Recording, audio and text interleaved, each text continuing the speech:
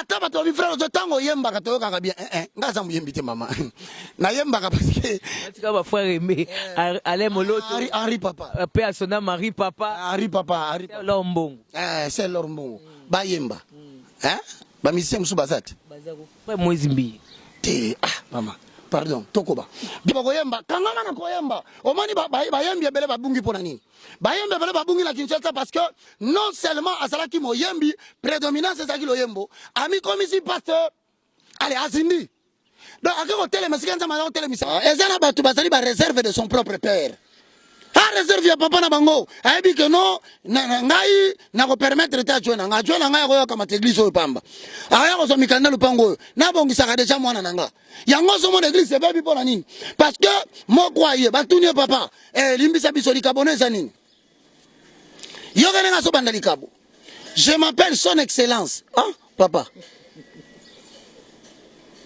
na makamazambe excellence est contre sous-souhait. Son excellence et sa révérence.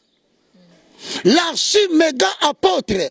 Papa, comme un mégabyte, papa.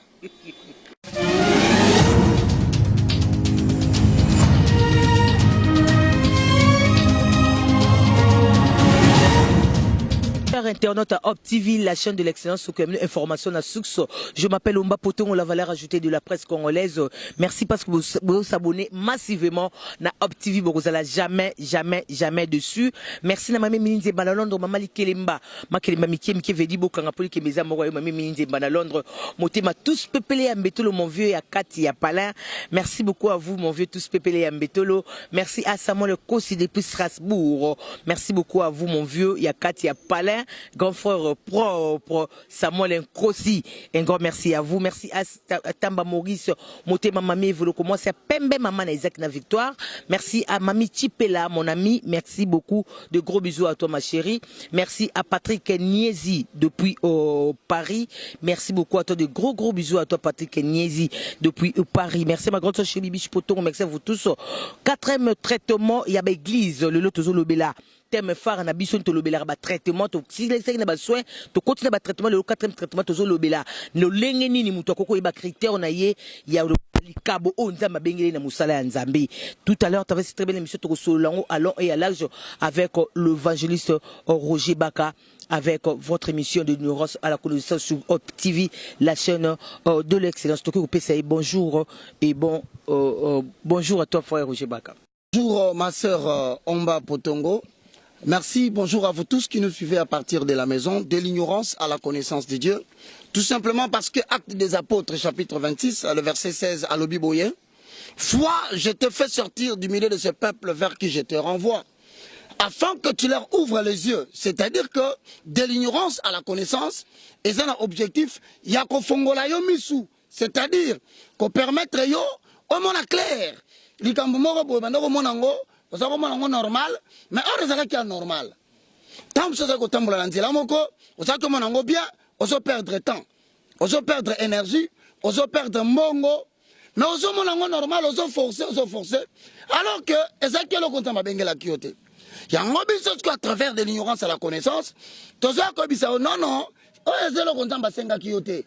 Fongola mi sutala malamu, et là, content de la kiote, yangoy.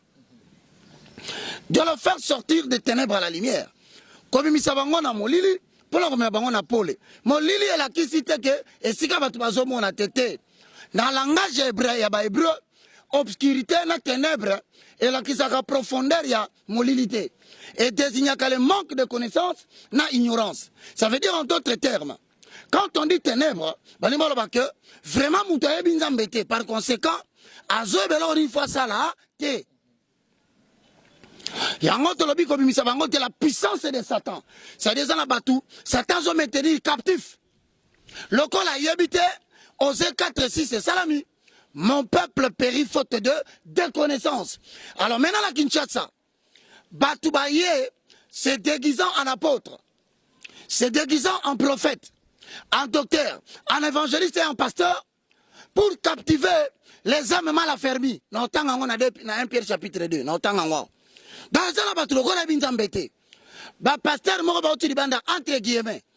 Ba yena Kinshasa. Ba tamboli na poto. bazo tambola na États-Unis, bazo tambola na Australie, bazo captiver bato baza mal affermi. Parce que omba na prison ya monde à ténèbres. Bazaka na posa d'infraction te.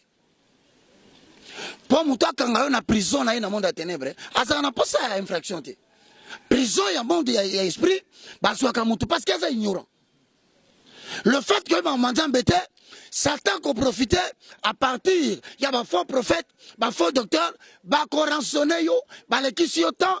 Ensuite, après beaucoup de temps, on se rendre compte que il y a un décidé à bannir l'ignorance de l'église, à préférer à susciter une nouvelle génération. Tous ces belés, tous fongola mission yabana, yantambe. Pourquoi peut-on moulaï nzamba koko permettre banitu nae basali nae ba brebi nae bazali ba ignorant otokolo ba ke bazala bango na l'état so ba bazala ko ba comment on appelle ça bazala ko ba tumo bazala basa quitter la likamobo parce que bazala na kati ya connaissance te bazala ba ignorant. Pourquoi nzamba ko tika to moulaï ba brebi ne ba souffrir na ba faux prophète wana pourquoi ne na tao nzambe a telemi pour abimisa nouvelle génération. Oyabi maman génération toloba et la génération bandi lelote. Parce que quand on dit nouvelle génération, par rapport à l'âge chronologique, il y a les hommes marchent selon le temps chrono. Il y a seconde, il y a minute, il y a heure, il y a jour, il y a semaine, il y a mois, il y a année. C'est le temps temporel. Mais Dieu ne marche pas dans le temps chrono. Dieu marche dans le temps kairos. C'est-à-dire, il prépare les gens indépendamment des temps. Mais dans la circonstance, sa volonté à exprimer la génération.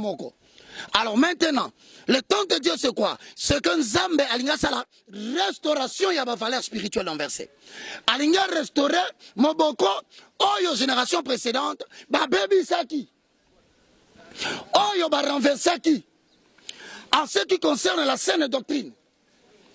En ce qui concerne la pratique des enseignements et des prescriptions.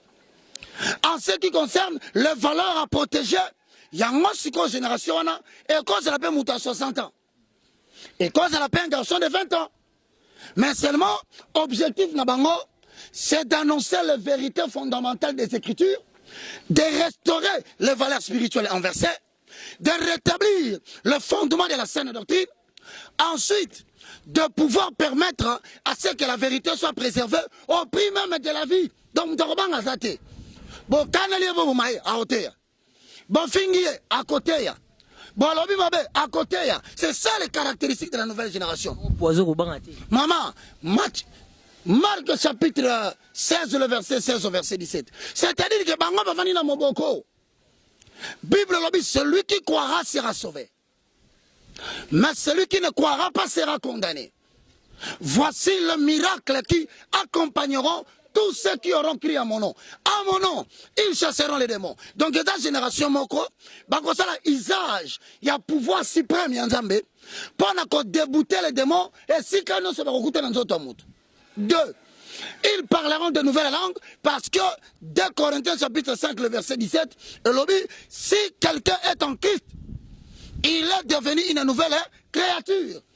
Une nouvelle création pour une nouvelle façon de parler. 3. Même s'ils prennent des breuvages mortels, cela ne leur fera point de mal. Donc attends, mais les poisons, et qu'on s'alaye, et l'autre côté. Pourquoi? Parce que tout est pur pour ceux qui sont purs. Hébreux 12, 14, recherchez la paix avec tous et la sanctification sans laquelle nul ne verra le Seigneur. Mon temps, on a paix, toi. Il y a esprit, il y a âme, il y a corps.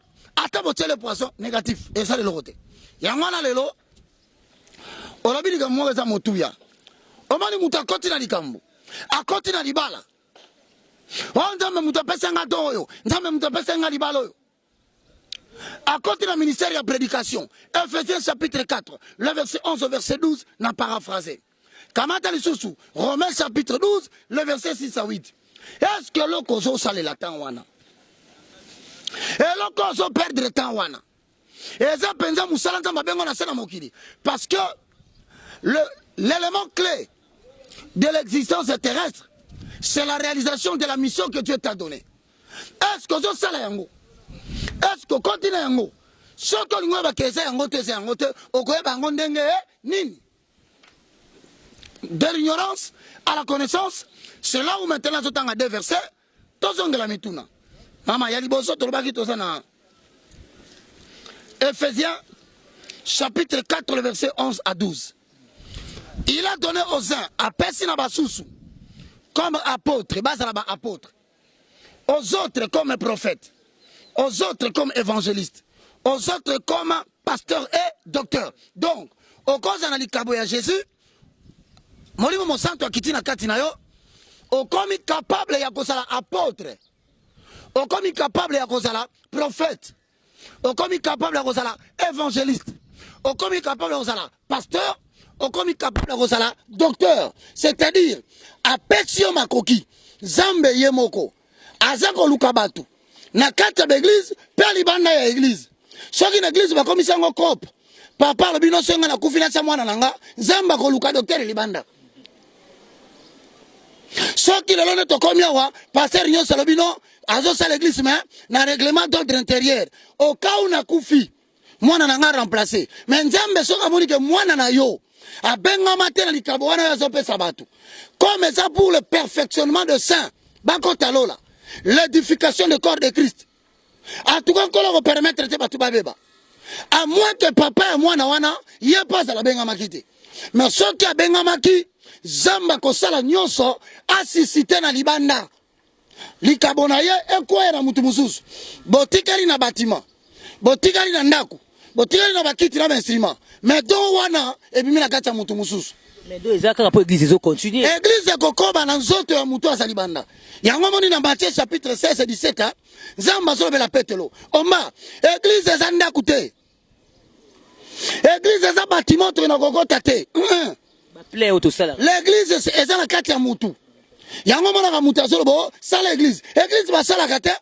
Aucune réponse na ba so pesa petelo. Na Matthieu 16 et 17. Albi komo na yo Pierre. Comme on a eu Simon, mais on a un roc. Sur toi, je bâtirai mon église. Donc, l'église va tomber dans la colonne à moto. Soit qui moutonne le Kwanzambete, ata salinda kuvato sangana, kunanzambazate, les associations de personnes dépourvues de pouvoir. Donc, l'Isanga, et ça le quoi na parti politique, basangana na bango kuna menzamba zakuna. Et ngolo bakyo, zamba préserva kalikabo sobi kisabatu. Mais atiaka ngona kati ya moto. Et ça, quand on a 5 ministères, Batu mususu ba komituna ah menga na 5 ministères on a zate frère Roger. Mais pasteur Roger to zana côté on a biso ba nyongo to comprendre ti. Côté surtout côté et comme le quoi royaume, église comme le quoi royaume papa tiki akufi mwana remplacer papa azate aza en vie mais tiki li mwana. Côté biso ba nyongo to comprendre. Est-ce que bana wana ba oza la nzambe mutazo tia bango wana to zaka par volonté à chair ya sentiment papa pesite mwana na kati ya couple na bango église. Au monde to solo ba aboye. Il a fait aux uns. Il, c'est Jésus-Christ de Nazareth. Ce n'est pas le papa. Il, ce n'est pas Roger Baka. Il remplace Jésus-Christ de Nazareth, le roi de gloire. Oh, Azoba Kombo Ebele, assis en français, na biso na munokoto koki ko qualifié. Jésus-Christ de Nazareth, le roi de gloire. C'est lui la potence des foulons. C'est lui le rejeton de la postérité de Jacob. C'est lui le véritable cep. C'est lui les listes des vallées, les rochers des siècles, l'étoile brillante du matin, l'alpha et l'oméga, le commencement et la fin. Yango komoni to kopesa mwana mobali oyo, o français na biso ko sukate. Yene mutu azo pona batu. Eza papa te, papa ko pona musala nzambe te na kati église. Papa ko pona musala. Kala, les 12 apôtres bazalaki wana. Tangu Simon alobi a constaté que Judas a teki Yesu. Na bolingo mbongo mais na suka nango ake komi boma bon ce qu'il fallait qu'on remplacer ye balinga ba remplacer na mwana na ye yango motuna totunite pona nini Judas Iscariote tango yazo kufa batikaki 11 mission fallait continuer na 12 mais comment se fait-il que Judas zaki na bana pas de venir ko mwana na yete yaka papa na bino aza sous disciple te yo remplacer ye impossible. Les hommes ne choisissent pas les gens qui doivent animer le ministère. C'est Dieu lui-même qui les choisit même na balabala ko kutana na ye. Conséquence, un criminel, un assassin,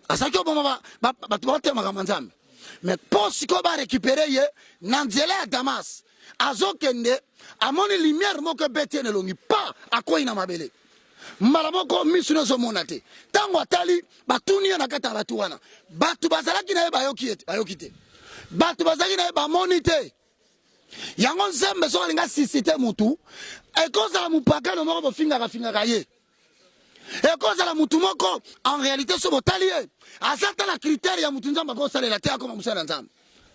Paul était criminel. Dieu ne consulte pas ton passé lorsqu'il veut faire quelque chose dans ton futur. Dieu n'a pas besoin d'interroger les événements de ton passé ou ta réputation pour personne qui kabonaye. Il fait grâce à qui il veut et il fait le don à qui il veut. Yangowa, kokanisate pour koli na église. Omba, kokanisate pour na papa na bino sa pasteur. Ne yo foko ma pasteur. Donc le cola rojo baka soteya, allez, lobby Mr Baka abimi. Elle est le Baka. Donc comme si nzambe baki ba famille mususu te, kaka famille yangai. Non. Et alors quoi là toto telemela, n'acceptez pas ça. En plus, avant d'amba commission ministre, et c'est la 6 critères. Na évité zozo se rappeler na mission to salaka, to lobelaka 6 critères. Appel nominal, expérience avec Dieu, spécificité de l'appel, spécificité de la mission à réaliser, les détails de la mission, le point de départ et le point d'arrivée. Tolobela kango. Ceux qui battent moni que basana pas songela. Batte un commentaire na se toko songela. Mais lelo. Romains 12, 6 à 8. Osana. Aoukola le. Awe tule sa ukola le Chilumbai aukola le wakola muyenga aukola le aukola maweza wangwe aukola le yaya awe tule sa ukola le Osana iya awe tule sa iya Zambia kwetu papa wanywe wakola muyenga iya yakwe mwata wangwe aukola le yaya awe tulesa ukola le. Ok. Romains chapitre 12 le verset 6 à 8 totangi. Bien-aimé dans le Seigneur, Zoaka papier peu komaka. Romains chapitre 12 le verset 6 au verset 8. Puisque nous avons des dons différents. Le kola tozana makabo ekesena. Tozana likabo mon côté. Kolinga te place yo vando bando, ngape na ndama dotel lokola Roger Baka. Nous avons des dons différents. Don mon kole ki mususu ezate. O pesa likola ba mususu ezate. Ministère moko pesa likola ministère mususu ezate. Oh non, apôtre l'équipe pasteur. Oh pasteur à l'équipe évangéliste jamais. Évangéliste à l'équipe prophète. Oh, non. Alors, Azana souci ba mona ya à l'équipe atumususu à côté na acte des apôtres chapitre 9 le verset 8. Ana posa ba à se prendre pour un personnage important. Voilà le que bomi musala nzambe. Il y a sa réserve. Réserve nzamba réserve. Ezana ba tu bazali ba réserve de son propre père.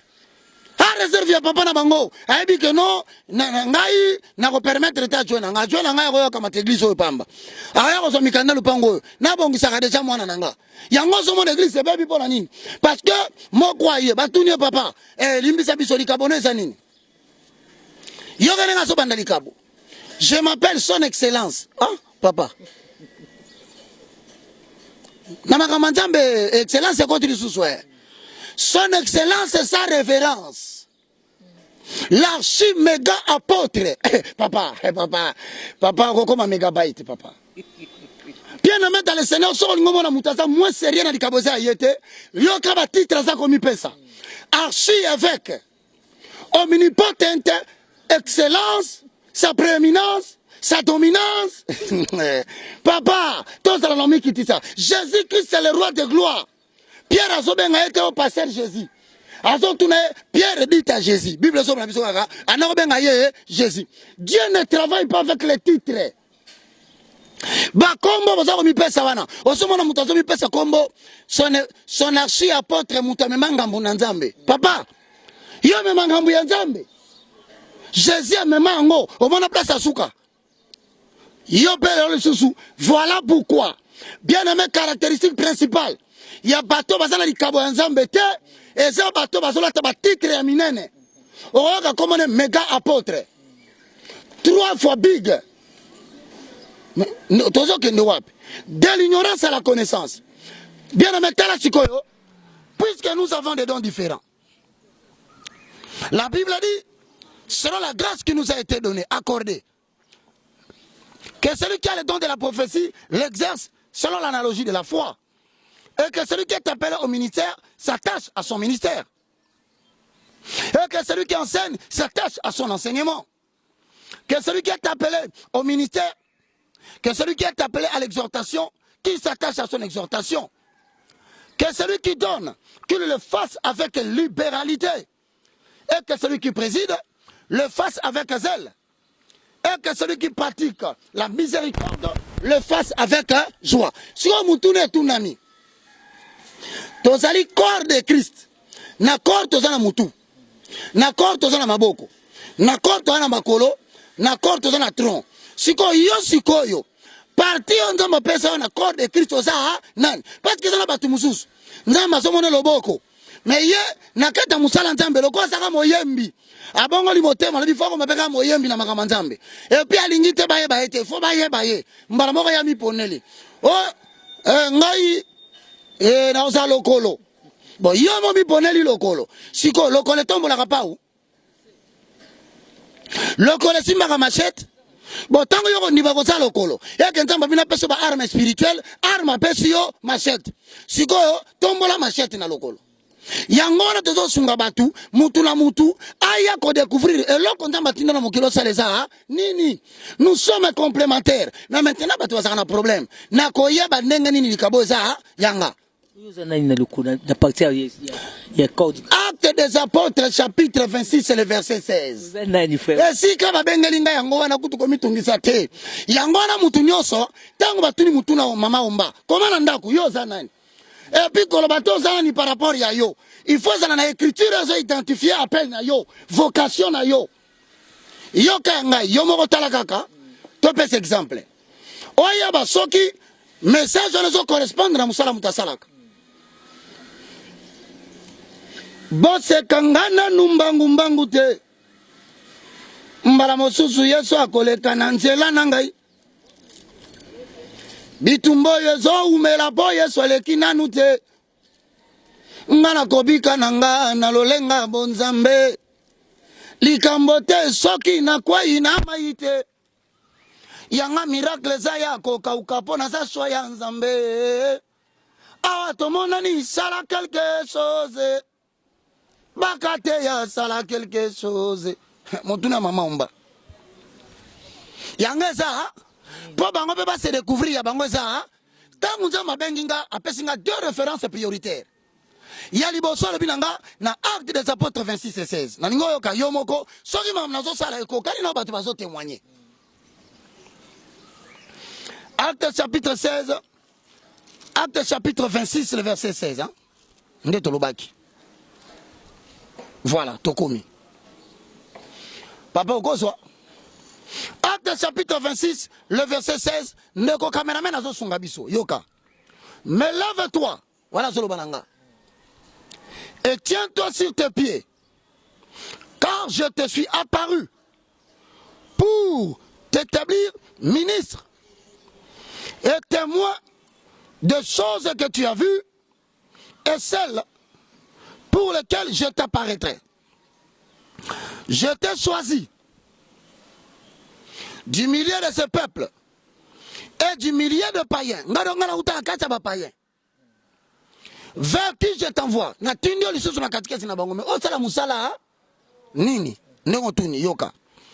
Afin que tu leur ouvres les yeux. Donc Roger Baka Moussala Neko Fongola Batumi. Misu, apôtre Zakalokuta, ba déguisé, toko bimisa écriture, to la kisabatuke ba pratique, to sa les ensemble, te. Donc, nana na posate moutem sango pas frère, on se tike na mambozo sa, papa. Na yo nanzambe, na to sa, tokoba. Pour qu'il passe de ténèbres à la, ténèbres zali ignorance, lumière zali ko, connaissance. Yango tote émission de l'ignorance à la Osana. De la puissance de Satan à Dieu. Ba bakangama na maladie. Bakangama na bokono. Bakangama na bitumba famille. Yo na pesi nguya. Bondela maloba nanga e kolongola bango na makasi ya Satana. Bakoye pa inanga. Souka nango eza nini? Pour qu'ils reçoivent par la foi en moi le pardon de donc on a zoté aboye ata mutalinga ka kufa likola masumu na ye. Onction ya mandat e ko lataye liwa kolonga. Pourquoi? Parce que yoki makamonda matinda kinga double portion et salami. Onction ya mandat na onction ya message. Et l'héritage avec tous les sanctifiés. Donc ngai nga musala yango wana. Mais na sala la kango ndenge nini? 5 critères edanga na yebango eza nini? Ésaïe chapitre 60, le verset 1 à 2.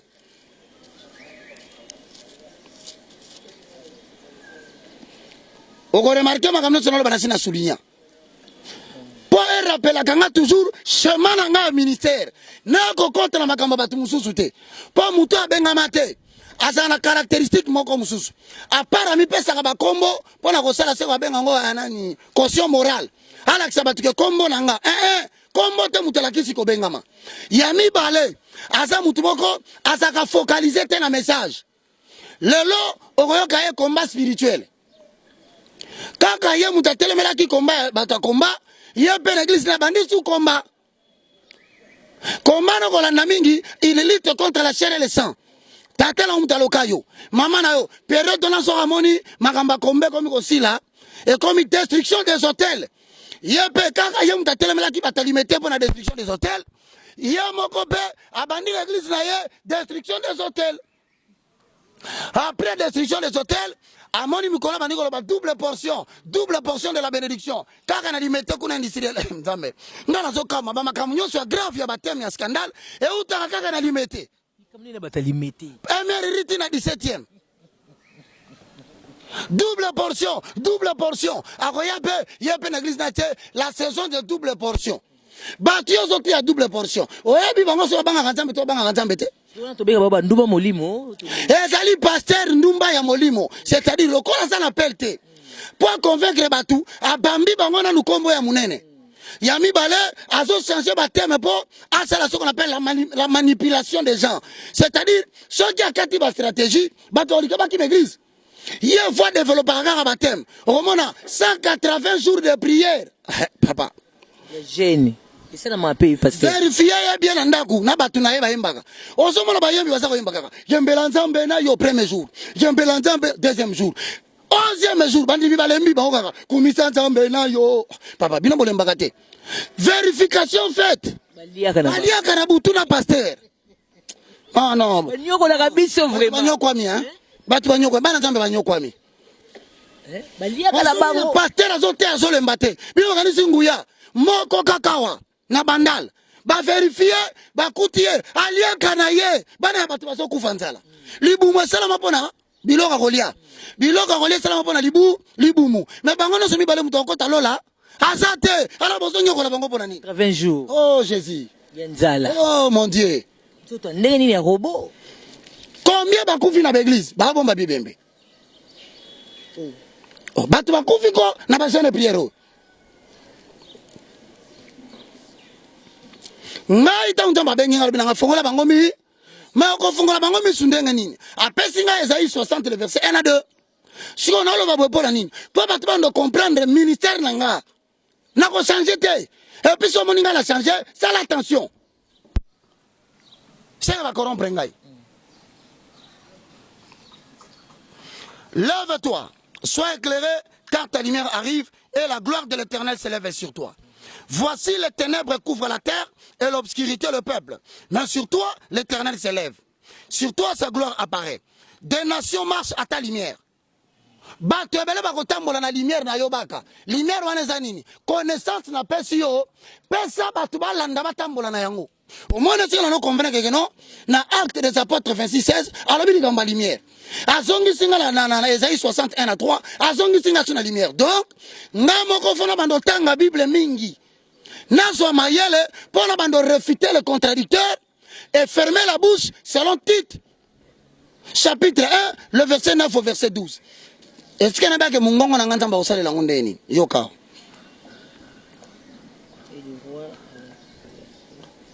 Et le roi à la clarté de tes rayons. Et le roi à la clarté de tes rayons. Navandi sur na tuni rayon et zolo ko etika mo ilikolo et kititi na se rayon lumineux. Bon zamba za likolo et loko zo tapa nzambe et kitati na batu eza nini. Ndena découvrir que mon ngongo nanga et comme il la rayon. Et koloba et ko simba zi et ko simba Europe. Et que simba Amérique, et que simba Afrique, mais que touche batu pona nini, pour être batu batambola, na lumière ya nzambe, lokola ba yebi ye nanute. Akisolo makasi, o sale la ye. Mais okoye bandenge nini. 5 choses. Il y a première certitude. O mat bandenge nini. 5 choses. Il y a première certitude. O matanga tokende. Il y a les bossés zanini. Il y a les bossés à certitude. Donc, soit voilà. Tu possèdes une grâce. Zala sili ko zala ngolu. Zala sili que ozala na programme mo konza mbazala ngona kati na yo. Il faut assurance wana ezala. Et cette assurance n'est donnée que par le Saint-Esprit. Yami balé. Yami balé engagement. Après qu'on a la certitude, il faut t'engager dans une tâche mécanique ou spirituelle. Ne crée rien. Dieu commence petit, mais il ne termine pas petit. Yo après qu'on t'assure qu'on croise ma bon côté. Banda musala la fidélité à Moukié. On t'en va pécio. 3. L'examination. C'est-à-dire que l'examination consiste à ce que il faut faire un critère au 4. Tant qu'on a la certitude, tant qu'on continue déjà l'engagement moussala. Est-ce que, premièrement, aux autres avec aisance, examiner. Pendant que tu travailles, est-ce que tu presses avec aisance? Tu presses avec joie? Tu presses avec plaisir? Est-ce que tu sens l'assurance? Tu presses avec joie? Tu presses avec plaisir? Est-ce que tu sens l'assurance? Biloko on a 4 et faut un examen na yo. Tango zo yemba, est-ce que zo yemba avec aisance? Est-ce que zo forcé? Tango zo luka ba verset biblique, est-ce que zo trouvango avec aisance? Tango zo simba miko zo tunanga motuna, est-ce que zo ça l'exercice belé, zo se sentir calme? C'est là où tu examines maintenant la certitude et l'engagement. Tango mbozo ça la musala kotunanga ba question. Tu sens l'aisance, tu ne forces pas. Et tu sens la joie. Au-delà de la joie, tu sens le plaisir de Omba de poser des questions. Ensuite, Omba ça n'a pas ça encourager été. Bafinga te. Bala bakaza journée za malamuto ya mabe, yemoko azana silence. Yango moni Jésus, azaki na posa ba ebisa été kaza mwana na Nzambe. Ayeba ki kaza mwana na Nzambe. C'est ça l'examination. 4 critères. 4e critère, c'est la prédominance. Donc, prédominance, prédominance, c'est-à-dire que à lui seul, il peut détenir plusieurs grâces. C'est-à-dire qu'à cause de la bangolo et belé, il peut prêcher Christ en tant qu'apôtre. Il peut présenter Christ en tant que prophète. Il peut présenter Christ en tant que docteur. Il peut présenter Christ en tant que pasteur. Il peut présenter Christ en tant que prophète. Alors, ngaïmo connaît la vanda kaboué. Nazara de force n'a vendu, n'a réalisé que deux fois Jésus-Christ, alors comme un évangéliste, alors comme un prophète, n'a comme misali kambuboye pas le de salami. N'a comme vanda boye, n'a teya, n'a gagné ba âme, n'a dépeuplé d'un diable. Oso sentir que l'évangile doit toucher au bon la moutema.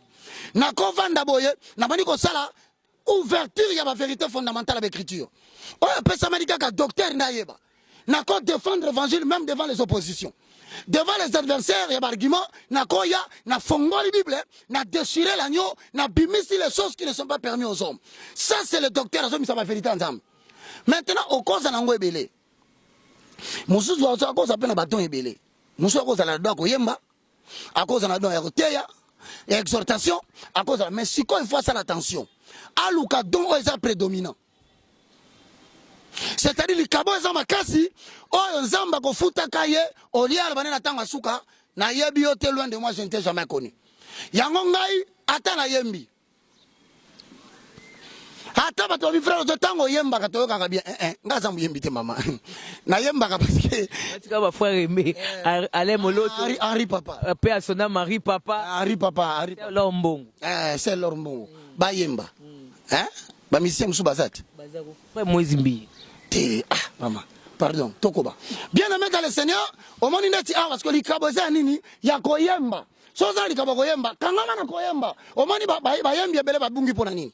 Bayembi bele babungi la Kinshasa parce que non seulement asala ki moyembi, prédominance c'est ça qui loyembo. Ami comme ici pasteur. Allez, azindi. Donc à quel hôtel mais quand ça m'a hôtel misaete et bendi na li kabo na ezindi sie. Yango na senga bayembi, pardon. Boti kako maka évangéliste tel. Évangéliste centre, cherche les dons prédominants. Si tu es évangéliste, commence à presser à prédominance, diminue la musique.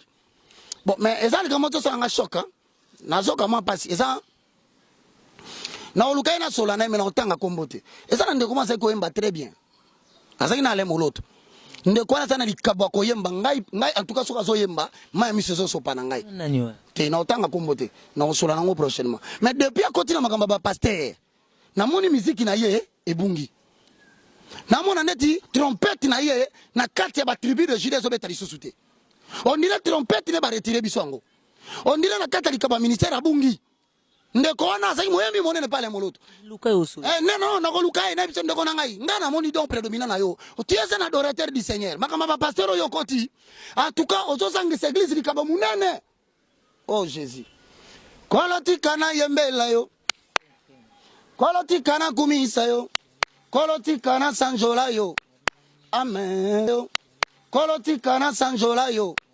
Amen. Maloba motuye matina motema. Nalingi na kumisa yo. Ngai nalingi na sanjola yo. Amen. Oh komona yo masia na ngai. Ezala nzete ya apio. Ngai na vanda na kimia. Amen. Oh komona yo masia na ngai. Ezala mopanga monene. Ngai na kwaisa satana. Amen. Solo na komwa libota na bikite. Na komba famille na bikite. Ngai na biki na kombo na Yesu. Amen. Balakiti nga bakisi ya pharmacie. Solo lobiko ye pesa mite. Kombo na Yesu nde libiki nanga. Amen. Papolo kotakinga kati na nzela. Opakolinga mafuta na yo. Oyo bolingo monene Yesu. Amen. Ah, sinalinga kina beba e. Sinalinga kina kufa e. Yo kango linga ya ya. Bon, omonisiko makambo eza nini? Mutu musoko riskia kangama na likambo pepe si mbongo. Mbongo la kisi teke, nzambe na pesa kyo likabo wana. Eza na mutu mususu musala zo sala, mbongo eza teloko la ngai nazanga na mbongo te. Mais musala zo sala esengo nanga kaka nazobi batu bazobika. Ko luka mbongo te, luka peut-être la satisfaction motema na yo, oyo ka nzamba sepeli yo sepeli. Le fait que mbongo eye ela kisi teke nzambe nde atinda ki wana. Yango yasuka Yasuka, dernière, cinquième et dernier critère, ils ont les témoignages de TX. Yango moninga na témoigner sur que fona sona moyembi wana. O mono to sala likambu me, batu baza ko bisa yo papa. Oyo bana ko sala liboso biso mona kango bien mais oyo yo, to la bite pas décourager yo non. On ne vient pas décourager quelqu'un. On dit à quelqu'un on continue ko yemba. On continue ko teya. Mais se focaliser mingi na ba composition, on peut penser mona yo, ezobi qui sa monde entier. À travers toi les gens ont le goût de prier. Ce kotiki ont amputé église de Dieu na likabo moko munene. Yango zo mona mtuza solo bano na sepelaka na mutu en tant que moyembi. Mais en tant que pasteur, na sepelaka na yete. Yango moni Satan rôle nezanini. A konti c'est la bino l'envie, l'imitation. C'est-à-dire comme une apostle za lokola, nde oke komi kotana likambo ezindisio. Tokomi na suka, soki kola kolinga na komona ye na kosola na ye. Soki ben kola kolinga te, je crois que message nanga pe erataka nango batute. Mutu moko ko comprendre kaka, akotinda lien, abi papa tala lien batindeli yo. Na sengi na onde ko tele mesika nzamba zo zela yo. Na sengi na onde ko tele mesika nzamba zo zela yo. Génération tokende tokota na mbogliote tolanda makambo lekaki kalate yo moko apôtre prophète docteur te ngai nzamba etizanga na ba prédominance ba don ebele mais na telemi na ministère d'évangélisation. Pourquoi? Parce que il m'a dit tu es ministre de l'évangile, bas le tam-tam évangélique te bondela. Père céleste au nom de Jésus, je te loue, je te glorifie. Merci Seigneur Jésus-Christ. Louange à toi, Saint-Esprit, le communicateur indispensable de la grâce, le paraclet, celui qui vient nous secourir dans nos faiblesses. Acte 26 et 16, je le répète, j'ai prêché ta parole. Ouvre les yeux de Père éternel de ceux qui avaient les yeux fermés. Fais sortir le peuple des ténèbres et de l'ignorance. Amène-le vers ton admirable lumière de la connaissance. Père céleste, tu as envoyé ta parole, que ta parole le fasse sortir de la puissance de Satan à la puissance de Dieu. Qu'ils reçoivent la bénédiction avec tous les sanctifiés qui ont reçu Jésus comme Seigneur et Sauveur. Je crois ce que je dis. Je dis ce que je crois. Et je le vois s'accomplir dans nos vies. Cela est établi aujourd'hui dans ta maison. Reçois une puissance en accord avec Acte 1, 8, qui va t'aider à devenir témoin. Au nom de Jésus-Christ, nous avons ainsi prié. Amen. Le moindre de tous, le plus petit de tous les serviteurs de Dieu, soutenez-nous toujours en prière. On en a vraiment besoin. Priez pour nous. Et le qui $100 européen sanga. Et le qui $50 européen sanga. Et le qui $10. Tiens la mabonde libate en colo. Abatte la ngai na libéré message nyonso. Oyazalango. Car bien aimé dans le Seigneur, nous sommes comme des brebis parmi des loups. 00243 998 82 0004. Numéro 1 de WhatsApp. C'est là où nous partageons, c'est là où nous nous entretenons, c'est là où nous envoyons des audios de prière pour soutenir les saints. Deuxième numéro 00243 90 79 66 785. Que le Seigneur vous bénisse tous. Merci beaucoup d'avoir disposé de votre temps pour nous suivre, moi, le moindre de tous, avec sa servante, Mama Umba. Kola pambola basa na nzambe nyonso balandaki biso. Apambola bana na nzambe nyonso, papa ou maman. Il est temps pour toi, oh éclater, parce que nous avons communiqué. Voilà, ça n'est fini, vous comprenez, vous 5 critères, il y a le lengenini mutoko bali kabonaye, o nzamba bengeli étant que serviteur de Dieu, parce que tous aka na ignorance biso ba païen, tous aka ba ignorance ngo tozo yé une mission oyo pour tous ala na connaissance sur yeba qui est le vrai, c'est musala pasteur na salaka, est-ce que musala li kabonaye? Est-ce que mon pasteur na téléma na cher 10 ans 20 ans l'église voilà, est-ce que ça li kabonaye? Il y a à travers cette très belle émission pour comprendre en détail. Il y a un mandat qu'on se solide au comprendre le pasteur Roger Baka à l'obinini à travers pasteur. Nous revoit na pasteur on a biso et ça la biso bien pour tout pas moment on a besoin de bénédiction biso ba ignora. Ça définit c'était là le pasteur Roger Baka. Il a tout dit merci à maman Mininde Bana Londres, maman Likele maman qui Miki vedi beaucoup pour que beza moi maman Mininde Bana Londres, motema tous peuplé à Mbetolo. Merci à Samuel le Cos depuis Strasbourg, mon grand frère propre et à Pana. Merci beaucoup à vous mon vieux. Merci à Tamba Maurice motema victoire. Merci à Mami Tipela, ma copine chérie. Merci à ma grande soeur chérie, Bibiche Potongo, maman na Brown Winner. Merci beaucoup à maman na Bianca. Merci beaucoup à toi, maman na Petit Trésor. Merci beaucoup à Tantine Siormen Kalema, Sandrine Kalema. Merci à toute ma famille Potongo. Merci à vous tous vos amis branchés, scotchés, suivez cette très belle émission. Merci à Patrick Niezi, toute la famille Niezi, Ornella Niezi, Jennifer Niezi, Nancy Niezi. Bien surtout des gros bisous à vous. Patrick Niezi, là où vous êtes en train de nous suivre depuis Paris. Merci à Régine Dokala qui était derrière la caméra. Eric, merci beaucoup à vous. Nakadrage, abonnez-vous massivement sur OpTV. Vous ne serez jamais au-dessus. Bonne suite de programme sur OpTV. Bye bye.